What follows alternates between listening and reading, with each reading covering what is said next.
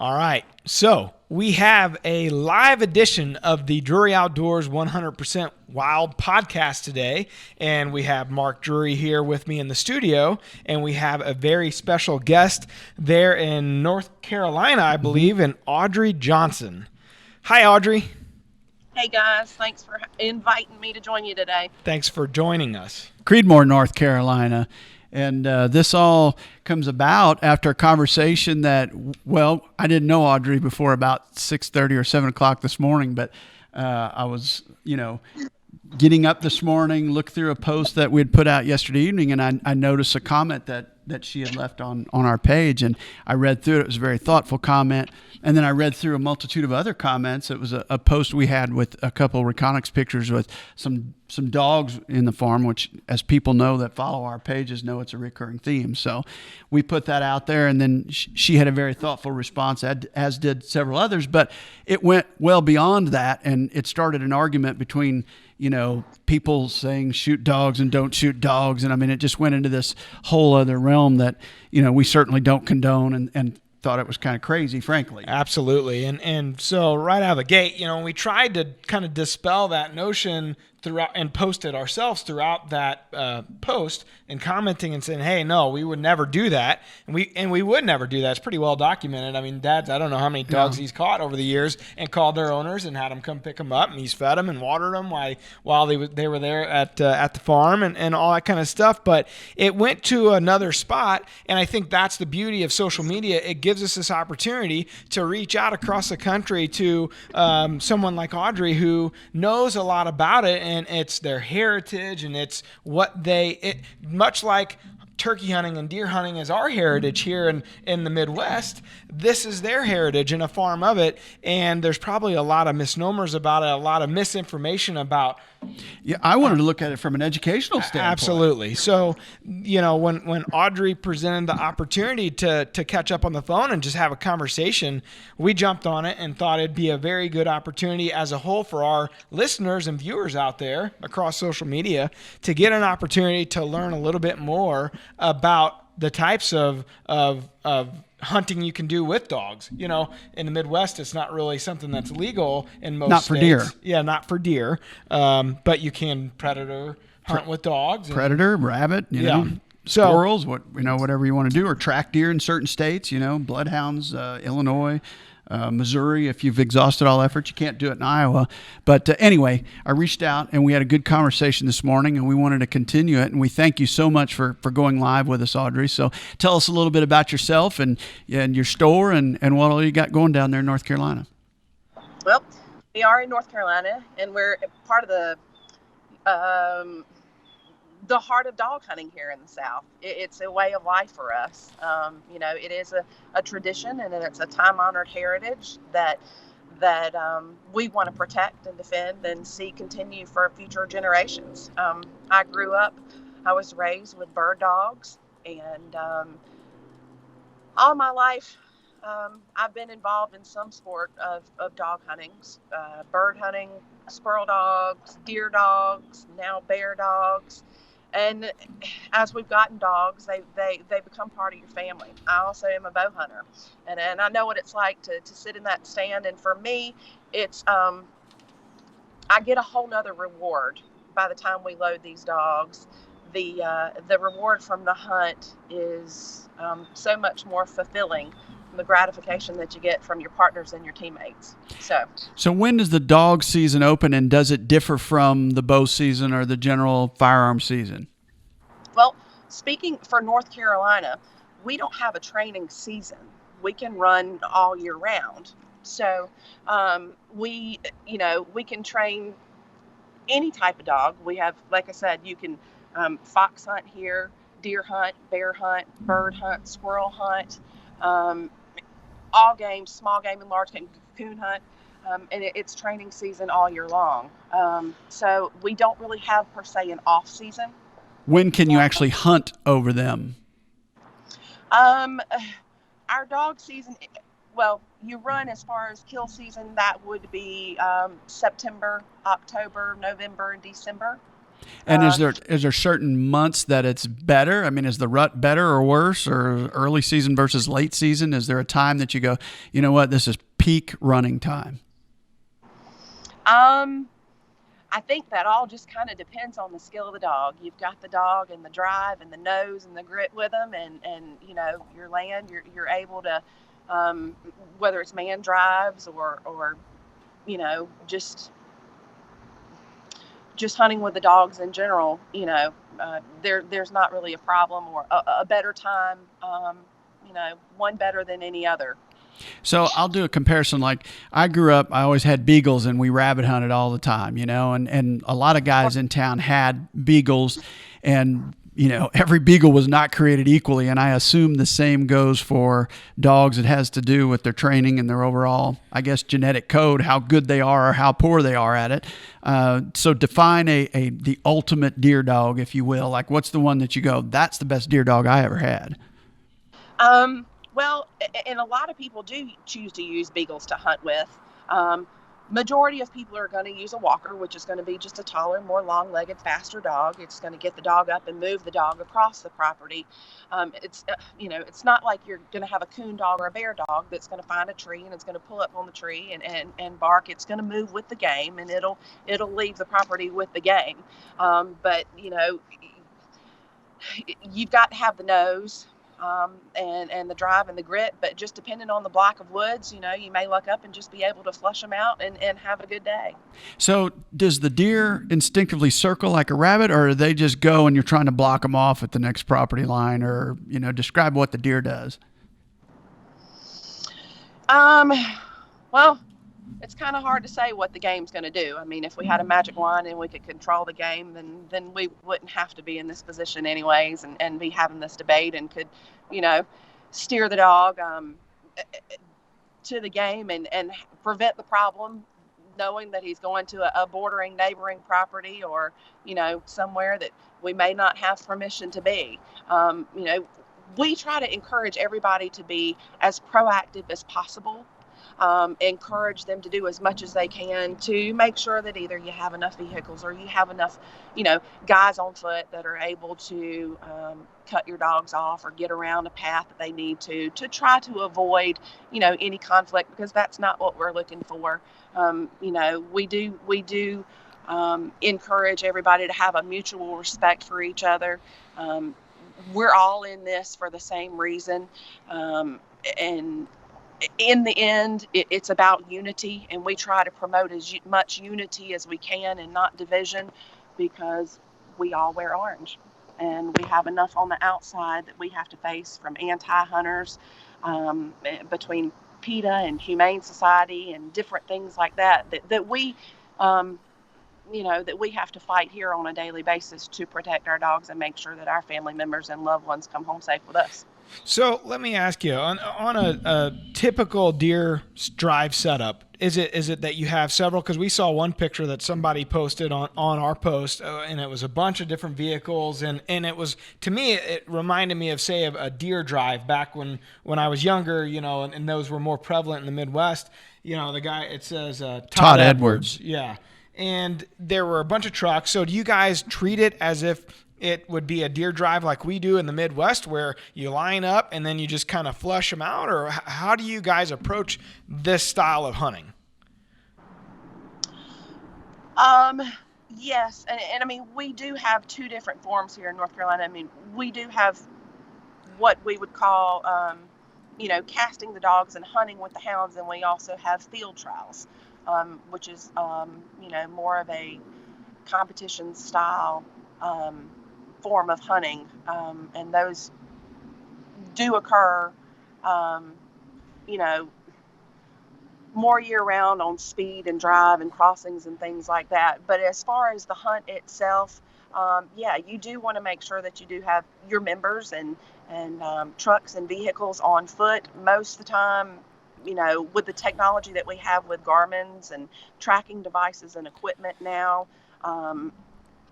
we have capabilities to look at these dogs, keep up with these dogs, and that's our investment that we make.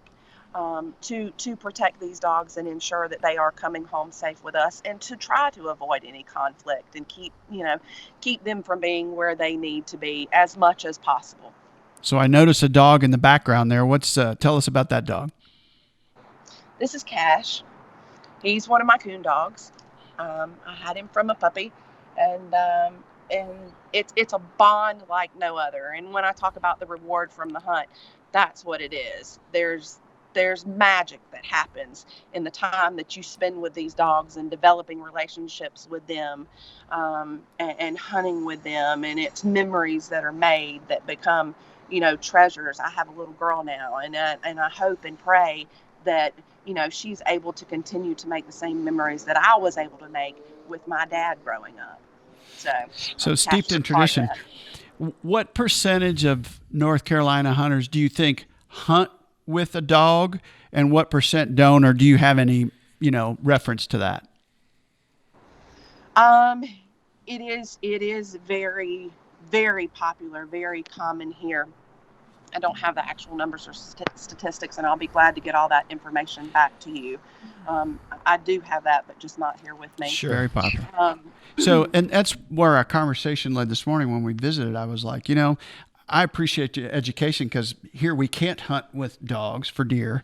So therefore, I have no reference to it. You know, if you watch our shows, we're talking about the 13 phases, and none of them were involved with dogs. So, we really don't know. So that's why I asked. I said, the education process would be awesome via a podcast. For sure. And a lot of times when we're talking about dogs in our area and coming onto the properties, it's usually a domestic dog that the owner just doesn't, take good care. I shouldn't say take good care of. They just don't have them in a kennel or in, around their property, or they just kind of let them free roam. It's clearly such a divisive issue, as we saw with our post. We didn't mean to create that kind of division amongst hunters, because some guys took it right away that we were anti-dog. We're not anti-dog, because the dog is just being a dog. Yeah. I mean, it's you let a dog run, it's going to run. Whether it's on a track or not on a track, or whether it's just out, running through your farm. But there's clearly a problem in the Midwest. There's so many loose dogs. A lot of guys are like,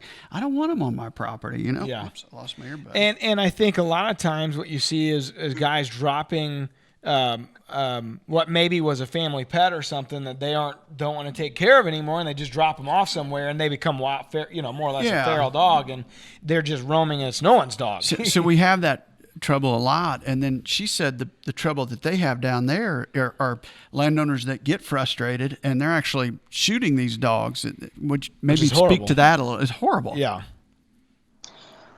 Unfortunately, that is a reality that we face, and it's all too common. It's landowners, other hunters,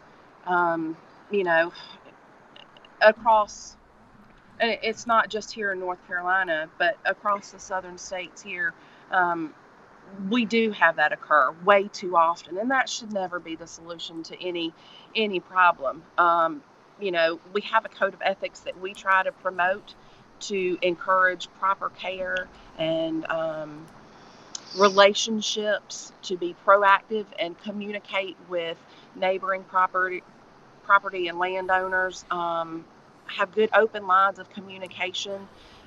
Make sure that you have proper identification on your collar with phone numbers, good working valid phone numbers, and just realizing that we are unable to control the game. For us here personally in North Carolina, I wish we were blessed to be like other states, similar to Virginia, who operate under the Dillon law, and they have the right to retrieve, and that's state mandated. Here in North Carolina, we don't have that. And by saying that, I mean we don't have the right to retrieve our game or our dog. And that's going to be up to the landowner discretion. Mm-hmm. Ultimately, if the landowner does not want us to come and retrieve our dog, then you can attempt to contact a warden, you can attempt to contact a deputy, but that's not always going to be granted permission for you to get your dog. So two questions based on that comment. So one, do you guys have you kind of alluded to the ethics and the code of ethics in this. Do you have a organization like a quality, QDMA or Whitetails Unlimited? A Houndsman Association. Yeah, is there a Houndsman Association of sorts in those areas? Absolutely. We have several, and it's broken down by sport as well. We have bear hunters associations, we have squirrel hunters associations, we have Eastern Carolina Houndsman Alliance, North Carolina Sporting Dog, Eastern Fox Hunters Association. We have many Running Hound Association. So Southern Hunting Dog Alliance, and that is a wonderful organization that is coming together as a unified front for several of the states, to help protect and defend our heritage. Very good. So the second question, sorry, real quick, was when you look at a piece of property, and you know that you can't control the game, and that the dog does what the dog does, and it's trying to go after the game that you guys are seeking. Is there a certain amount of acreage that you guys look for to make sure that, hey, I feel like at this amount of acreage we're going to be safe, and the dog minimize the dogs potentially going onto another property? No, sir. There's not. We don't operate. There's a couple other states, Georgia and South Carolina, that would operate under, acreage restrictions with the Georgia Law and Renegade Act and things like that. But here in North Carolina, we don't. And it's, it's kind of what you hope for, common sense and being able to know that, again, like we referenced earlier, you got enough people and enough people or vehicles to cover that area. But no, we don't here. Okay. I was going to say, anybody that's a member of those organizations that by chance is listening to this or watching it, please leave some comments, so that people could go maybe leave a link to your organization so people could go learn more, Absolutely. Read into it. Tim, are we getting any questions over there, buddy, while we've got Audrie on the phone here? Yeah, so Jake Loiacano actually posted a comment. He said, "This isn't about different styles of hunting. This is about these folks," I assume he means the Drurys, "actually encouraging shooting dogs." And that's the point of this podcast, this live, is we don't encourage that. We never have encouraged that. We never will encourage that. And we got accused of that over and over and over. No one ever said go shoot a dog. And every time we'd reply and say, "No way, man. That's not what we're about." I deleted dozens of those types of comments. Meaning people saying if they come on my land, I'm going to shoot them. I got rid of those, and I'm sure didn't catch them all, but I tried to. Go ahead, Audrie. Yeah. No, you guys absolutely have not condoned that in the least. But unfortunately, it is the reality that we face. There's been several cases, there were several comments made in the post, and I think that was the fear of the post, is it opening the gate and what a post like that will allow and what that will draw. And no, it's never okay. Just a couple weeks ago, there was another post made that referenced the 3 S's. And that's something morally and ethically, as a sportsman, that we would never support.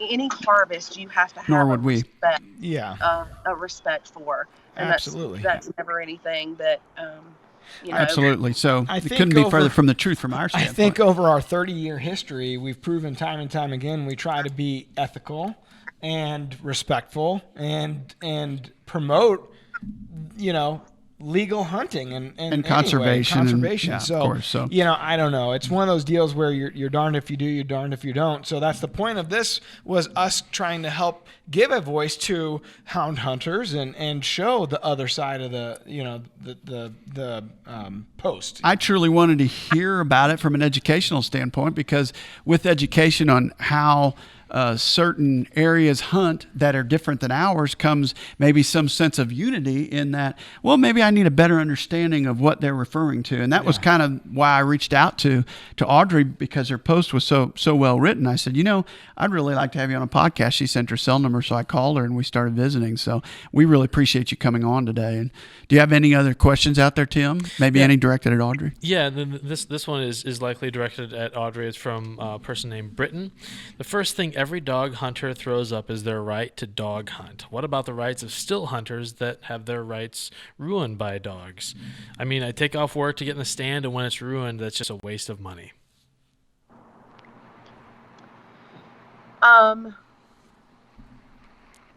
You know, often the end result is success for a harvest for a still hunter. If you just hang out and give it a minute, you may find that you luck up. You know, that dog just might bump that trophy deer through to you. And that's, you know, we do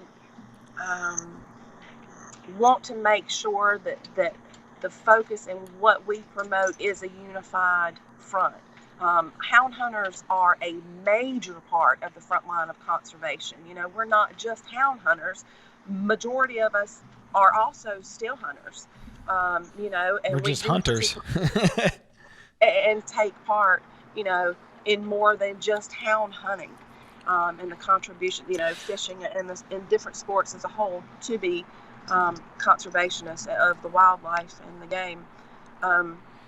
You know, just as anything in life, in any sport, any group, any organization, you know, there are a few bad apples, but there are laws in place, and those laws need to be enforced. There's nothing that, you know, going back again to the fact that we don't have the right to retrieve. We can't get our family member. I'm sure, you know, no one would want to go home without their child. And we need to build relationships and work together. Invite other people to come hunt who haven't experienced it, so they can, you know, get hooked, have that relationship and those open lines of communication with the landowners.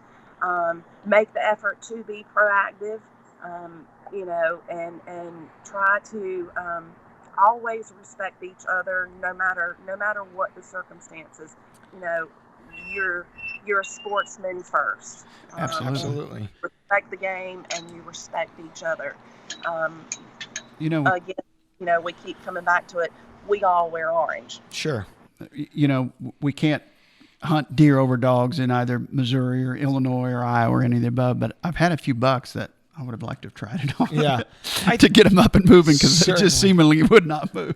I think. Well, come on down. Yeah, exactly. I think the disconnect that I see, and I went through that post and followed it, obviously, and I think the disconnect a lot of the times where it's, to most people, it was black or white. It's a lot like our politics today. It was black or white. You're either on this side or you're on the other side. Not many dog centrists out there. And, you know, for a lot of these guys that have dogs ruin your hunt, I think it's mostly a domesticated dog run. It's not a hound hunter per se. I know that's happened. Domestic dog. It's a domestic dog, and so it's not even. We're not even talking about the same things. I think the one common thing that we are saying is you know, the triple S, you know, method that you know you're condemning. That's correct. Unacceptable. So that's unacceptable, and we condemn it too.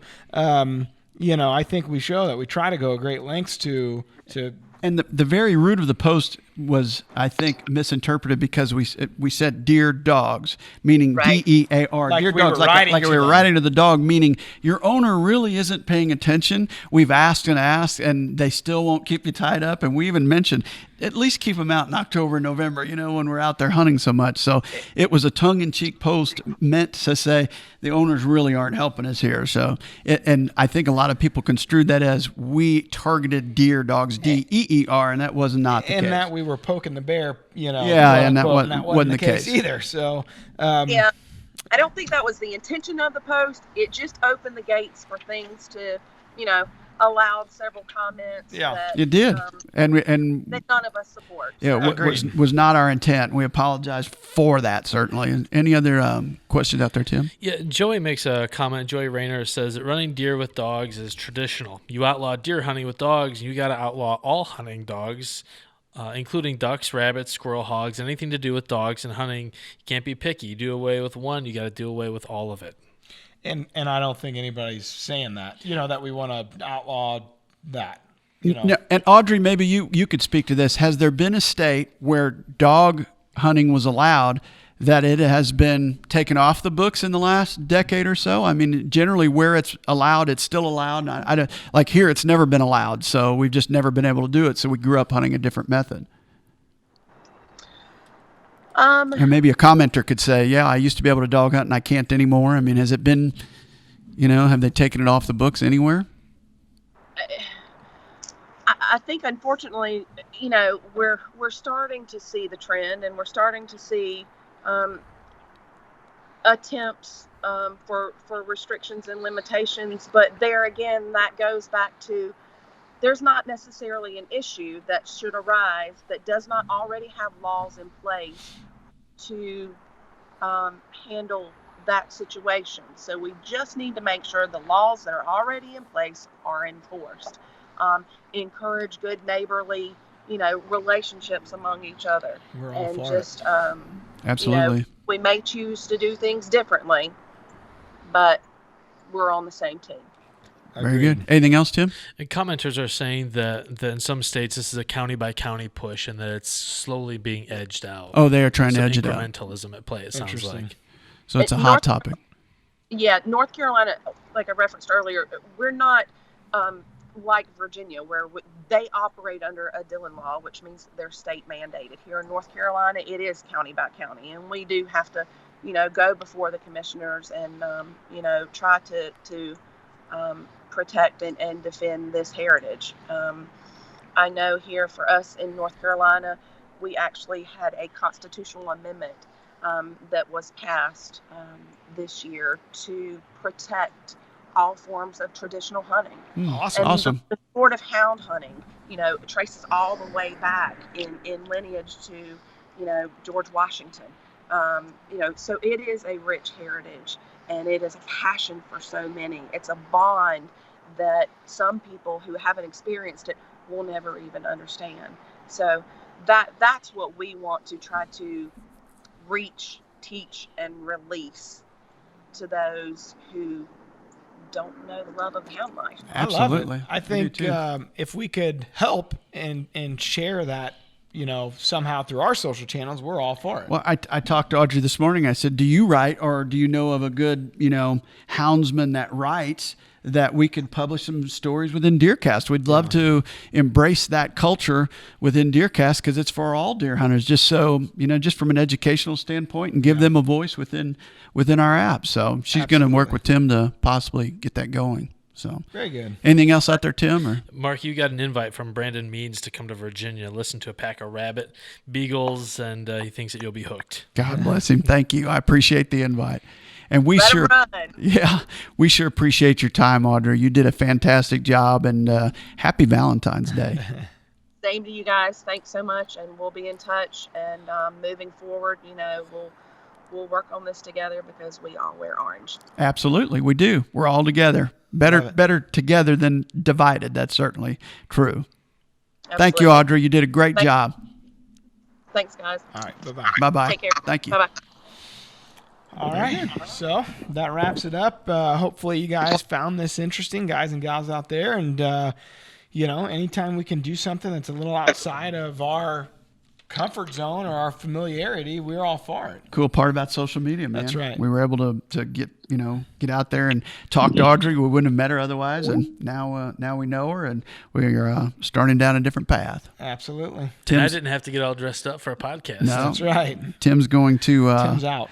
get some dog articles in there on DeerCast. I think it'd be good. Yeah, looking forward to it. I mean, you and I were talking before this that's a growth area for me. I'm not super familiar with the tradition of hunting deer with dogs. Yeah, so it's going to be good for all of us. Time to learn. Yep. Very good. All right. Well, if you ever want to check out other podcasts that we're doing over at Drury Outdoors 100% Wild Podcast, you can always check them out anywhere a podcast is available and subscribe, or you can go to the Drury Outdoors YouTube channel or DeerCast and see the video version and see just how ugly we are. Absolutely. Appreciate everybody tuning in. Thank you. Right. Thank you. We love dogs.